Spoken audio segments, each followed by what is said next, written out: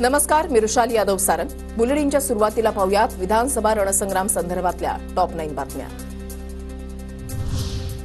शेतकऱ्यांची पूर्ण कर्जमाफी करणार, शेतकऱ्यांचा सातबारा कोरा करणार. उपमुख्यमंत्री देवेंद्र फडणवीसांची शेतकऱ्यांसाठी मोठी घोषणा. पंतप्रधान मोदींच्या आज 3 सभा. छत्रपती संभाजीनगर, नवी मुंबईसह दादरमध्ये सभा. पोलिसांचा चोख बंदोबस्त तैनात.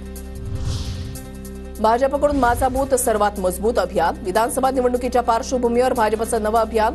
मोदी महाराष्ट्रामधील 1 लाख बूथ प्रमुखांशी संवाद साधणार. विधानसभेला महाराष्ट्रामध्ये अनैतिक अनाडी आघाडी उभी. उत्तर प्रदेशचे मुख्यमंत्री योगी आदित्यनाथ यांची मवियावर टीका. तर मीरा भाईंदरमध्ये योगींकडून पुन्हा एकदा बटेंगे तो कटेंगेचा नारा. महाराष्ट्राच्या विकासासाठी देवेंद्र फडणवीस मुख्यमंत्री झाले पाहिजेत. भाजपचे ज्येष्ठ नेते दत्ता मेघे यांच्याकडून इच्छा व्यक्त. नितीन गडकरी यांच्या धापेवाडा गावामध्ये भाजपचे उमेदवार आशिष देशमुख यांचा प्रचार सुरू. आशिष देशमुख विरुद्ध काँग्रेसच्या उमेदवार अनुजा केदार यांच्यामध्ये लढत.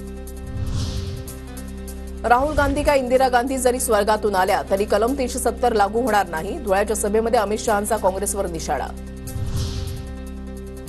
नागपूर जिल्ह्यामधल्या सावनेरचे भाजप उमेदवार आशिष देशमुख यांच्याकडून मतदारांना साष्टांग दंड.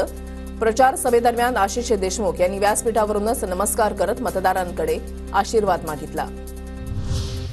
आयुष्यामध्ये कधी घड्याळाला मतदान करण्याची वेळ येईल असं वाटलं नव्हतं. आता घड्याळाचं चित्र बदललंय. अजित पवार आमच्यासोबत, पंकजा मुंडे यांचं वक्तव्य.